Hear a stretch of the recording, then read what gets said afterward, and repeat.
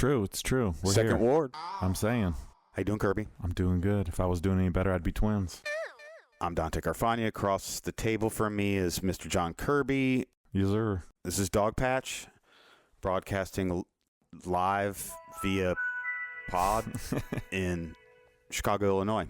It was 72 days ago and 25 degrees last night. I mean, I've come to expect this. No, I'm not. I'm ready for spring. That's all I'm saying. I don't want it to cut right to 90 degrees. Give me at least 2 weeks of 60 to 70. High 50s I'll deal with even. Take a sniff. So last show we did was Black Rock. That was fun, right? Yeah, I enjoyed that. People seem to dig it. The Peabodys are just rolling in. We'll probably get another Peabody delivery here in a matter of moments. Yesterday, you caught me and our friend James Hughes in the middle of our 30-something marathon. Yeah, I'm glad I could break you away from that. I bought a season 1 DVD of 30-something for $3 shipped. Yeah. It came in a jewel case DVD pack, of which I've never seen one like. Yeah, kind of accordioned out. I don't know what it is.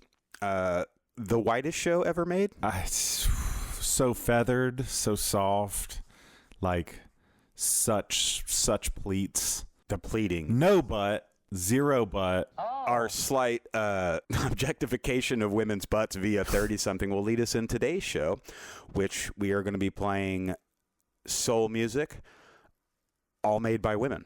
We're going to have probably some sisters, some mamas, some Cousins, ladies, some cousins, aunties. for sure. I'd love to hear an auntie track. Yeah, a lot of that. And in going through my records to find some stuff to play for today's show, I was struck by how few records there really are by women. Like if I had one box of singles, say from Florida, soul singles, only maybe 10 to 15% of those actually were credited to a female lead. Any theories there? There's plenty. I mean, like we were talking earlier before the show, at the advent of the recorded music industry, most records were made by women. The early blues, what they call classic blues, which is kind of vaudevillian and theater blues, all of those records were by women. All of them. Mamie Smith, Crazy Blues, which is considered the first blues record, is by a woman. Yeah. Bessie Smith was another early star of the recorded medium. And I guess just like anything else, once the white guys get their way, they're just going to put other white dudes on. So a lot of these records, I'm guessing, are from like the Supremes era. Like there would have been marquee women in the music marketplace, but maybe not as many kind of indie gals like getting a chance. Well, what's kind of crazy is often with let's say like the local or the rarer soul singles by women, they're usually done in concert with their man, that he produced it or he was their manager. We'll listen to some music a little bit later in the show by a wonderful singer by the name of Gloria Ann Taylor. Sure. And all of her stuff was done under the tutelage of her husband, Walter Wisenhunt.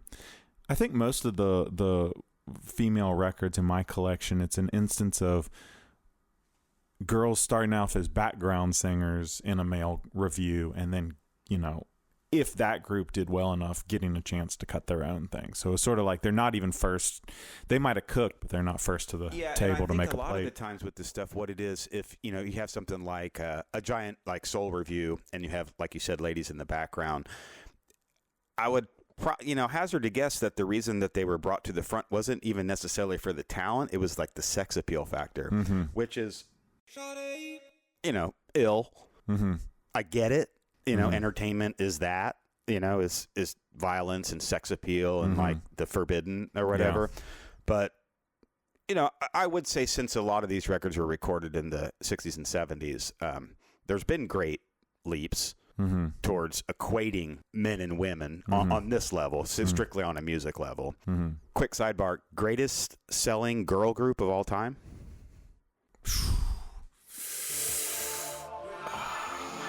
Group, not individual singer. The Bangles. TLC, out of girls. More than Supremes, all of this kind of stuff you'd think about, more than Heart or something like that, Love it. No kidding. And they actually, their fathers, TLC's fathers, all of them have incredible, like, rare soul pedigree. Interesting. Straight up. T-Boz is from Des Moines. Bet you didn't know that. And her father was in New Establishment and Soul, which is a just unbelievable, like untethered, like raucous funk record from about 1970 from Des Moines. From Des Moines. Yeah. So talk about marginalized. Yeah, no kidding. Black folks in Des Moines. We're going to start off pretty normal. We're going to play a lot of obscure and rare stuff today. This first record is by probably the queen of Miami Soul, Miss Betty Wright. This is a case of what John and I term as dudes don't listen to records. Just dudes don't. Because Betty Wright has, 60, 70 singles in the late 60s and early 70s. And, you see them. You see Clean Up Woman and like kind of her hits. This is kind of an obscure one written by, of course, Mr. Clarence Reid. And Hallelujah. The lyric content of this is some of the most pathos-laden, just amazing, captivating lyrics in a soul song. And the music is dark and psychedelic. It's actually kind of has a little bit more rock than it does funk. The whole thing is just transportational. This is a song called The Wrong Girl by Betty Wright on Alston.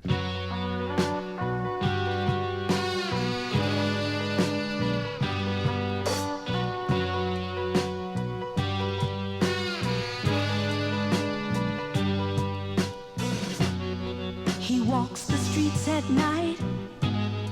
His shadow follows him in the moonlight. He only travels at night, and he hides during the daylight. He's ashamed to show his face,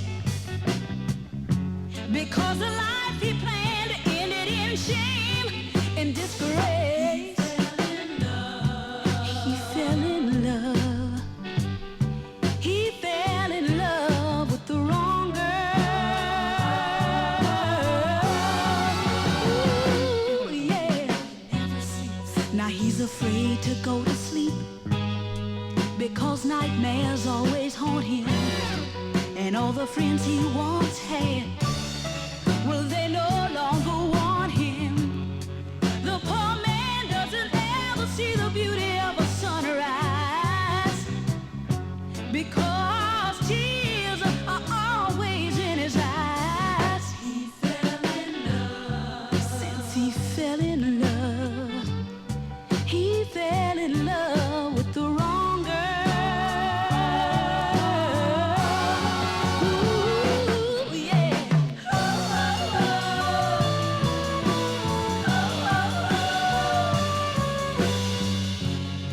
He married a young girl and they really, really loved each other. But oh, were they shocked to find they had the same mother. He was a runaway and she was too. They didn't know, they never knew. Oh, no, that they were sister and brother. Oh, no, no. And now he's living in shame. I said he's living in shame. Oh, but tell me who's to blame? Who's to blame? Who's to blame for the shame that really was yours?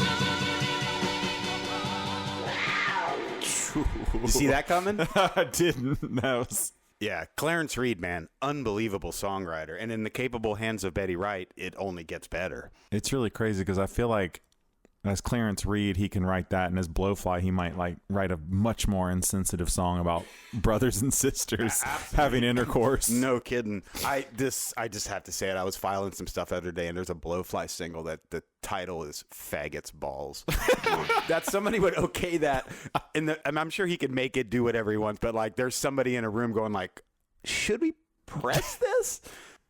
It wasn't his first record. And it wasn't his first record. Rest in peace, Clarence Reid, one of the great soul talents of the 20th century, for sure. Yeah, that thing was real. I mean, you could tell that like danger was afoot just from like the production and arrangement. It's really murky. That's a really good observation. There is like a really neat tension. It has something to do with the chord modulation, and they're not traditional soul chords, if you will. There's that fuzz. What makes me think a little bit is Tone Studios, where they did they did some at Criteria, but a lot of the Henry Stone production things were done at Tone Studios. And I know that the Allman Brothers were in and out of there quite a bit. You could see kind of a southern rock band back there doing that just as well as, the Sunshine Band, Ocean Liners, all the cats that were actually providing a lot of the music. Yeah, sure. So moving along here, this next thing is on an MGM subsidiary called Sunflower. That did, a handful of records. Most of them are pretty weird when you start to kind of look at them. There's a group called Storm that did a few singles, including a great version of Bend Me, Shape Me that I played you a few weeks ago. This is by a woman named Patty Hall, and this seems to be her only record. It was produced by Dee Irvin, so I'm presuming all of this happened in L.A. And she's got, there's pathos like crazy on here. They really dress this whole track up in a very cinematic, like there's all kinds of shit they have in here, like to the point where it almost might be too busy, so it takes a few listens to kind of get to the kind of grain of how cool this is. And she bears more than a close resemblance to somebody like Gloria Ann Taylor, who does those kinds of like claustrophobic soul songs. I wouldn't necessarily call this claustrophobic, but it's completely unique. And the fact that they just did this one and then you're out of here, this again might be a case of a woman that was simply a studio hand that sang back up somewhere in LA, and they're like, hey, we have this song, why don't you do it? We got this great production. This is called Can't Stop Talking by Patty Hall.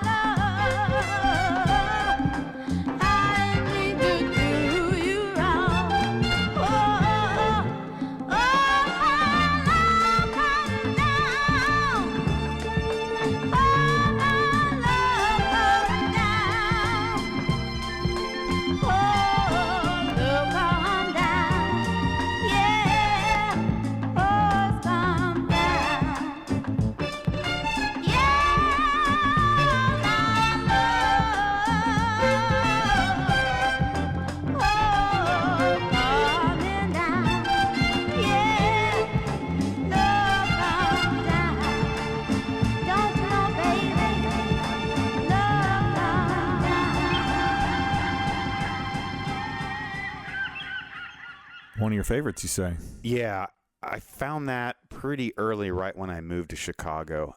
That was The Fugitives on Sandman. One of the principal members of that band is a fellow named Archie Brooks, who both John and I have met on numerous occasions because he is one cool dude, and he hangs with another extremely cool dude here in Chicago by the name of Doug Shorts. One of the coolest. Sensei Doug Shorts. You took karate lessons from him. I did take karate from Doug Shorts. I completely forgot about that. But as you asked me who is the woman singing on this, I don't know. Yeah. It's credited to The Fugitives, and I actually haven't got around to asking Archie who the female vocalist was. Archie, get in here. Archie, The Fugitives have a couple records. Archie and Northsider, too. I think he grew up with Yeah, this Cabrini stuff. Yeah. Let me think about this. They have 3 or 4 records, and none of them feature a female vocalist. Mm-hmm. So I was curious because this is one of their earliest things. You know, it's probably from 70 or 71. They got strings in there. It's pretty sophisticated. Yeah, that was on both those things. I mean, I like the sort of like. I mean, she sounds like she could be young. That sounds like that like Wendy Renee kind of like timbre to her voice, where you're just like, you know, she's Let's talk about some music. That Patty Hall thing would like that was a mature performance. I mean, there was like drama to that. That was what's interesting theatrical. That's a really interesting kind of side to side we did, because both of them are very full productions with strings and all the bells and whistles and shit. The Patty Hall, probably, let's say for the sake of argument, cost $20,000. This one cost $200. Yeah. You know what I mean? So they kind of achieved the same end with far different means. On the Fugitives thing, you can hear like the bass drum pedal squeaking and stuff. Yes. Like there's imperfections, but it's a really great recording. Yeah, there's 2 different kinds of rooms represented there. Yeah, That's no, kind of sure. interested. I've always liked the publishing company on these Sandman records. It's Calorie Lady BMI. So we're going to stay in Chicago for the next one. I know zilch about this artist. Her name is Georgette Blue, which sounds like some 90s R&B chick, right? Like some retro. BLU. Just BLU. Yeah, Georgette Blue. This is on the Love Records label here from Chicago. I know that Ken Chaney was involved with this to some extent. He was in The Awakening, who have an LP on Black Jazz. Sure. Love is almost a custom label. There's maybe 4 or 5 things on the label, all of which are like really scrappy things. But this is pretty sophisticated, and you can see her like definitely working the more jacket and tie required nightclubs.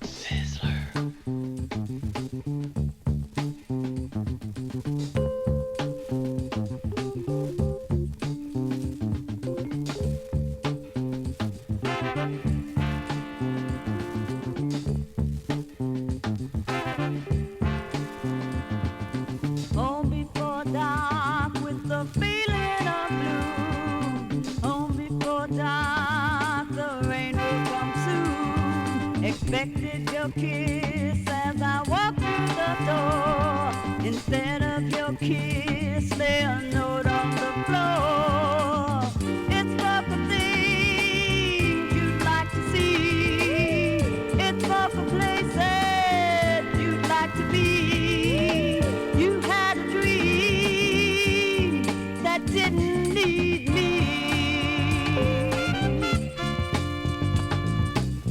So here I sit with the lights turned down. The window is open and the rain's coming in. Your picture before me, I'm trying not to cry. Maybe by morning my clothes will dry.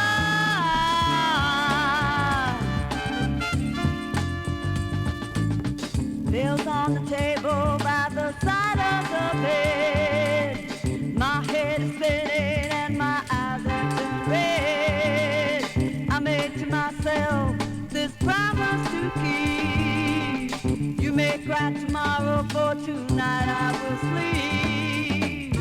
There are some things I'll never see. There are places I'll never be. You had a dream that didn't need me.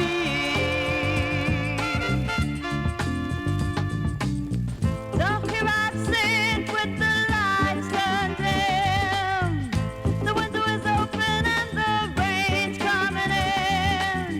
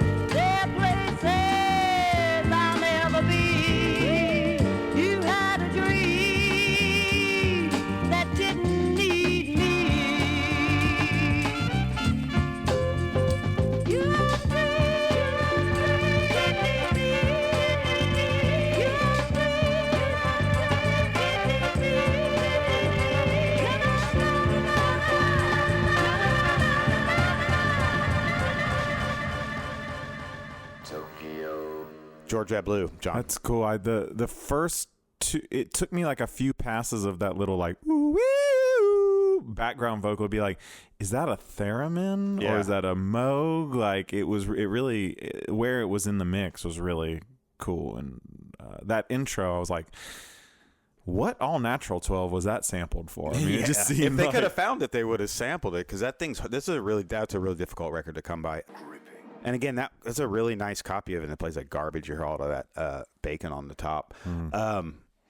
Cool stuff, though, Georgette Blue. Next, we're going to listen to something from Philly, produced by Clarence Lawton, a guy who did a lot of really good stuff in the late 60s and early 70s. This was arranged by Morris Bailey, who is like I wouldn't say Stepney, but like more of a Sonny Sanders type. Like if his name is on it, it's usually pretty good. Cool. And he was kind of like the go-to guy at Virtue. I like those guys. Yeah, this is the Marriott's Ooh Baby Baby on ABC. This seems to be their only record.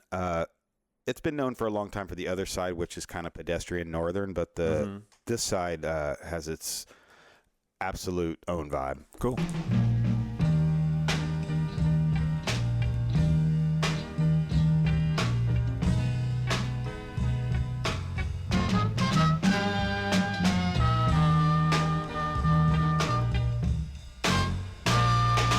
Ooh, baby, baby. Ooh, baby, baby. I love you. I love you. Ooh, sugar, sugar. Ooh, sweet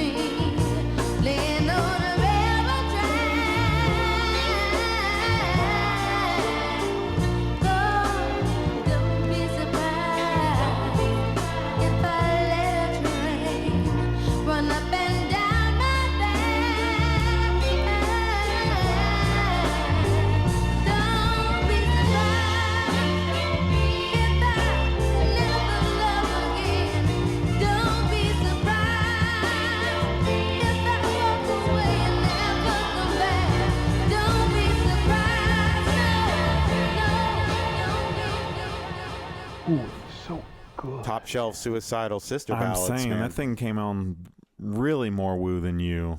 Yeah. And kind of fanned out into like a really kind of beautiful, kind of cinematic, again, like a straight beat, like not a soul sort of. That's deep Miami shit right there, though. That's Don't Be Surprised. That was by the Diamonettes. Most people know that by the extraordinary version, same backing by Lynn Williams on Suncut. Again, Clarence Reed, so much in there. The pathos, like the the narrative elements, like you're hanging, waiting to see what happens. Yeah, and that's the mark of incredible storytelling, and like those two soulful music and amazing storytelling coming together. Well, that's eternal American art, you know. People are probably kind of tired of listening to music. I want to do some talking here. Back up a second, because the first thing that you played, which we talked about the arranger at Virtue, and that was recorded at Sigma, which was sort of the big act in town. But you said something that I wanted to follow up with. What is the like Virtue Studios was kind of the scrappy underdog Philly recording studio. I think Scheme Richards is probably wearing a Virtue Records bootleg t-shirt right now. Right. What is the character, what is the sound profile of Virtue? Because you're like, I could tell if that was Virtue. Well, that comes from exposure, listening to a lot of it. Well, the main thing, it's almost always Earl Young on drums. So he's got the same fills, the sound, that the kit at Virtue never moved. Like a High Records kind of thing, or it's like bolted into the ground. Or like a Zigaboo. Like his drums sound that way because they were at Metastas. They probably didn't move from Metastas studio, you know. That Marriott thing we listened to was a little bit crunchier. It's difficult. It's always hard to describe in words like sonic profiles to anyone because everybody's ears are different and shit like that. But to me, the Virtue rhythm section has kind of a woodier sound, like a more like oaken thing. And I'm sure it has something to do with the room. But mainly you can just tell because of Earl Young's fills. Yeah. And that group, the Virtue dudes, that became MFSB and then did all the Gamble and Huff shit. Yeah. So they were basically one band, give or take a few dudes over the years, that literally built the entire sound of Philadelphia. Called up to the majors. They were the majors. So they were calling dudes up. You know? They're like, we're going to call you up. Cool. And then we listened to Barbara Cunningham after that, which was from Xenia, Ohio, if you can fathom that. Wow. Like, to be that exotic out there. What can you tell me about Xenia? What kind of... Well, Xenia was famously almost erased off the Ohio map in the late 70s, early 80s by a tornado. Wow. Gummo, that movie, is set in Xenia. It's supposed to be that. Wow. Most people just know Xenia through that. It's also home to Alien Workshop, which was a really important early indie skate company that knew that. They made the sickest videos. Was there some prolific skater from there that Neil Blender moved there? Huh. I think that's who. Is it like the? I'm not a skater. Is it the Marfa of Ohio? Like what? Nah, there's a lot of Marfas in Ohio, really. Xenia's actually kind of broke. That's the whole deal. It's close enough to Yellow Springs that you get some people coming from Antioch, the school, just still like a stretch. Truly burnt. That little part of Ohio is interesting. Needless to say, we're going to stay in Ohio. Speaking of the devil, the Buckeye State. Staying in Ohio. This is Tony Cloud on the TCD label. Whatever It Takes. Super rare. Okay. Highly sought after. I will fully gloat on this one because this shit is incredible. I got this from Louise when we first went to her house. Very few copies known. This is Tony Cloud might have been the drummer Clarence Gillespie's wife. Obviously, her name isn't Tony Cloud. I don't know her real name. But Clarence Gillespie produced this and undoubtedly plays drums on this. And Gillespie played drums in the OJ's band here and there when Jerry Baxter wasn't. So this is just top shelf, soulful funk from Cleveland that is just give it up. Hard.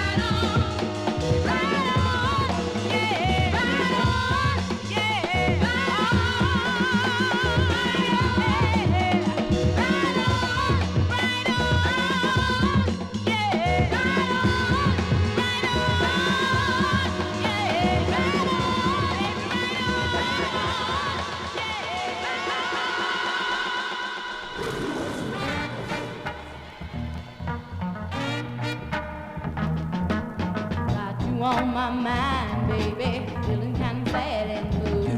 So I try to think of others, but my mind goes back to you.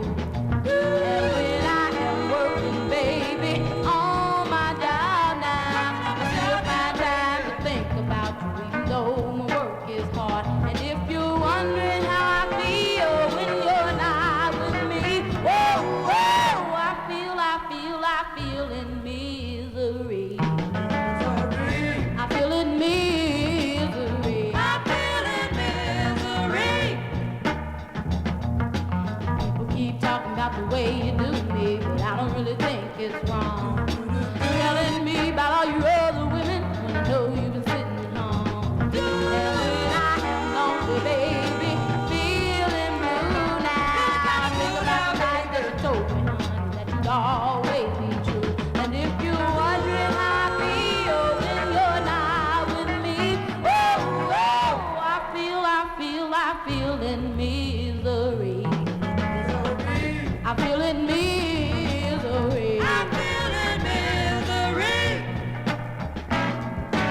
Everywhere I go, people stop and stare. And I look at all the faces, baby, hoping to find yours there. No, I can't stand the hurt, baby, but I can stand the stare. Oh, baby, baby, baby, baby, you know I need you there. I feel in misery. I feel in misery. Baby, baby, baby, I feel in misery. I feel in misery. Baby, baby, baby, I feel in misery. I feel in misery. And oh, I feel dope in misery. In misery, dope in misery. Misery, dope in misery. Misery, dope in misery. Misery, dope in misery. Misery, dope in misery. So that was the Edettes in Misery from Cincinnati, Ohio, on the Jewel label, Rusty York's own. Kirby, Yeah. all right over there? I was just thinking about how that is like the stock alt weekly line about like any band with like black women in it is like they got their start in the church. I'm Casey Kasem. I think it says that on the label here. They're the greatest band you never heard of, or Yeah, so the Edettes, that's pretty obscure stuff from Cincinnati. What was her name? The band is the Famosas on there. I believe her name is Edith Thompson is who was in the group. And they are related to something else that no one has ever heard of, and I can't think of what it is right now. God damn it. the Bangles. Bananarama. So that was good stuff, you know, homegrown Cincinnati. It's probably from like 69 or 70. Before that, we listened to Right On by the Tierras, where the drummer was going for Delph across that whole thing. Could that? So it's Benton Harbor. That could have been Sinbad on drums. It could have been Sinbad. I'm thinking this shit. I want to talk to Sinbad. Sinbad, if you're listening. Who put you up on this? I really want to talk to Sinbad so bad about all kinds of shit, because the scene in Benton Harbor in the early 70s is so. I mean, it's a small town. I mean, it's really small town, and all those bands are related. One guy's name is on every single record that came out of the town. His name is Rufus Booth, long deceased, and with him all the secrets of that. But somebody's got to know. And Sinbad, you're the only notable Benton Harbor export I know of. He could be the missing link between. He plays drums. Yeah. That Tony Cloud thing, like nothing makes me want to play drums more than like that beat. Like those Clarence Gillespie. Those just like tight fills, those little micro fills, those little like also, on the if your snare. drums sounded like that, they have to sound like that. Because if you had some like 2007 Fish Live piccolo snare, the tiniest pick, like a piece of paper thin, just so you could play that beat on that drum kit and that shit would suck. Yeah. But if you played on Clarence Gillespie's kit that has, toured with the OJs, it might bang. Yeah, that was banging. So we're getting close enough to an hour. I'm going to fog it out for the last couple songs here. We're going to listen to Gloria Ann Taylor now, who is just the queen. Yeah. I mean, for me, not only because she's from Toledo and has some Buckeye all up in her, there's just, I mean, the torture in her voice, what the music they dressed her up with, which was almost always made by Dale Warren, whose brainchild was 24 Karat Black. That was his great psychedelic vision. But everything that Dale Warren did from the rarest Northern on Shrine in DC to the hardest Detroit stuff, everything he did always had that extra. Some other thing that was completely, he's a lot like Stepney in that respect, where it's like, the minute you hear it, like that's a Dale Warren deal. That's a Dale Warren joint. Yeah. So this is World That's Not Real. Thank God she's had a little bit of a renaissance. Yeah, and deservedly so. It's not like a thing where there's a Rodriguez renaissance and you're like, well, that's cool, but she's real. She had a solid singing career for at least 10 years where she was making records. This is on Selector Sound. This got picked up. I believe this site got picked up by Columbia, which is another thing to think about. The guys in the boardroom are like, let's do this incredibly claustrophobic yet dusky, bittersweet soul joint that doesn't really start playing until like a minute and a half in. World That's Not Real by Gloria Ann Taylor.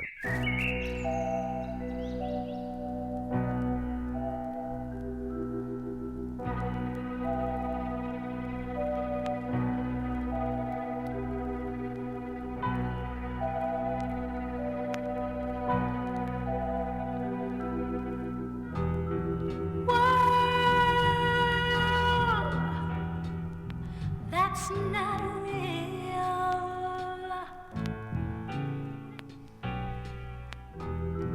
Love, that's not real enough for me. World, your world is not real enough for me.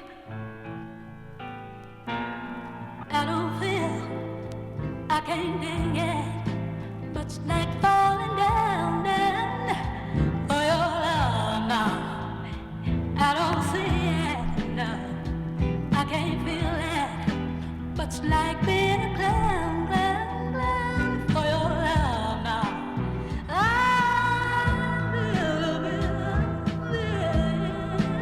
I can make you understand. Hey, you're not the man. No, you're not the man. No, say you're not the man.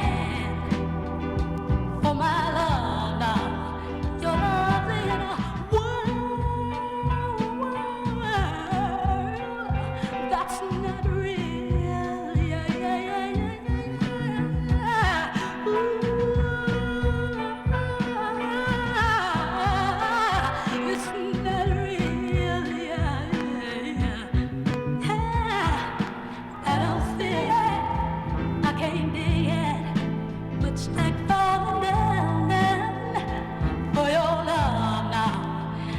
I don't see it. I can't feel. Much like being a clown for your love now. I feel I can make you understand. Hey, you're not the man, no. Said you're not the man. No, you're not the man, no. For my love, yeah. Your love's in a world that's not real. Yeah, yeah, yeah, yeah, yeah.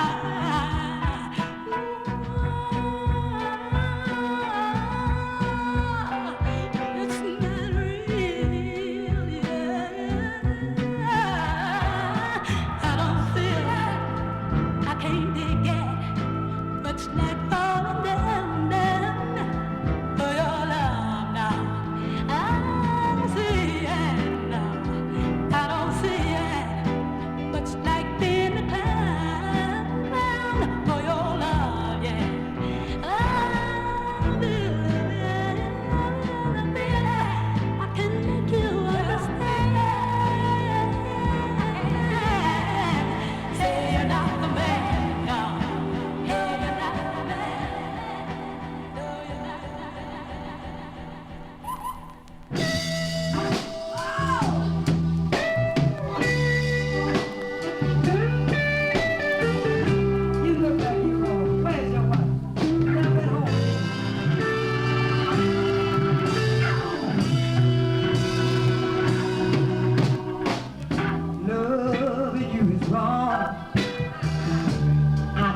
want to be right. Being right means doing without you. I'd rather be alone than right. Your daddy and mama say it's a shame. It's a downright disgrace. Long as I got you by my side, I don't care what your people say. Your friends don't say it's no future. Love in a married man. I can't see you when I want to. I'm satisfied when I can. Loving you is so wrong. I don't want to be right. Loving you is wrong, baby. I don't want to be right. Am I wrong for falling so deeply in love with you? I know you got a wife and 2 little children. You've been all you do. And am I wrong to give my love to a married man? Do you think I'm wrong for holding on to the best thing I ever had? Loving you is so wrong. I don't want to be right. If love is the one you got us wrong, I don't want to be right. I don't want to be right this morning. Oh no, I don't want to be right no more.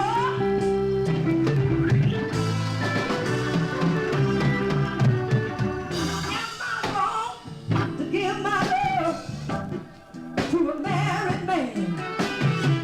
Do you think I'm wrong for trying to hold on to the best thing I ever had? Loving you is so wrong. I don't want to be right. Loving the man I got is wrong. I don't want to be right. I don't want to be right this morning. I don't ever want to be right no more. I don't want to be right, baby. Never no more. Ninja Turtles. So that was Kim Tolliver doing the Luther Ingram Classic in a club in L.A. in, let me look at the year on it, Enhance. in 77, 78. I knew I should have signed up for the Kim Tolliver fan club so I could have had access to Kim Tolliver exclusives like this. Record Store Day 1978. The Kim Tolliver Lovin' You Is Wrong cover. Preston Bodie, of course. Yeah. Probably only made a handful of those just to give out at the club. You're there. You're inside Totally. of the club. Yeah. It's kind of cool. Like where it lacks in fidelity, it makes up for in experience, you Yeah. know. Really cool record. Kim Tolliver, of course, is another great soul talent from the state of Ohio. She was from Cleveland. And before that, we heard the Queen, Gloria Ann Taylor, on Selector Sound, World That's Not Real, continually baffling Columbia execs. What the fuck is this about? Yeah. Who is this for? Goodbye. And it has those imperfections again, kind of like the squeaky joints, the perfect imperfections of like life Yeah, there's exhibited in recording process. absolutely. There's like crow's feet. You know what on that record? Wow, yeah, such a that's a really good Or way bags to put it. under the eyes a little bit. You know, it's like woke up in the car kind of shit. So we've listened to a solid hour of really talented women, for sure. Yeah. From hood stuff to stuff made at the finest facilities on planet Earth to a club, which was probably, you know, again, kind of suit and tie, being Kim Tolliver in 78. She was, you know, she had a little bit of They were serving traction. food. There was plates. There's shrimp cocktail there, Yeah. for sure. Pizza. Obviously, you could do a 27,000 hour, even though there is a paucity of, compared to men, paucity of women's soul records. This was, I went through like 4 boxes. Yeah, you know? totally. And I have records too. Second show in a row where I've I'm just basically on- boxed Kirby out. I'm on probation because I thought Darrow Fletcher was a woman. That's so. true. That's true. So the last record we're going to listen to is a sublime piece of masterful art from. Sublime was dudes, man. That's right. This woman, I can guarantee, has no tattoos, has never vaped. Definitely hasn't vaped. Doesn't longboard. Hell no. Definitely no tattoos on Mary Como from Beaumont, Texas. This was released on a label called DAP, which was the most skeletal, like, if Bodie was Sony, DAP was Bodie. DAP was Fondulum or something. You know what I mean? Just like, what is this? There's a couple country records, some really devastating, like, downer folk things, and a couple soul records. Yeah, Beaumont's, I just think kind of like crusty white, like not a lot of people of color.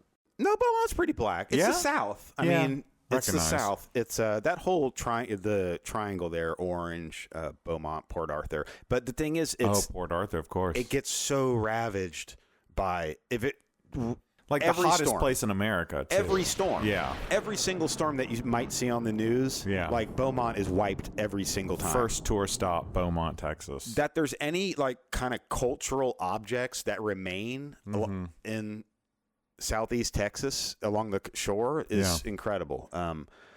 We're going to listen to Mary Como, Too Far Gone on the DAP label. This has been Dogpatch. I hope you enjoyed it. Kirby? I enjoyed it. I did too. Yeah. I just wanted to listen to some records today. We played a lot of music. Dudes don't listen to records, but we do. That should be the Dogpatch bumper sticker.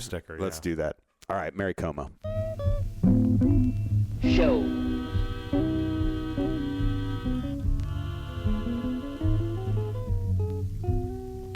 Now you led me to believe that we had found love. Now I'm afraid I've been deceived by your boy. Oh, I don't see how it's gonna last, baby. If you suddenly walked away from me with too far gone, baby.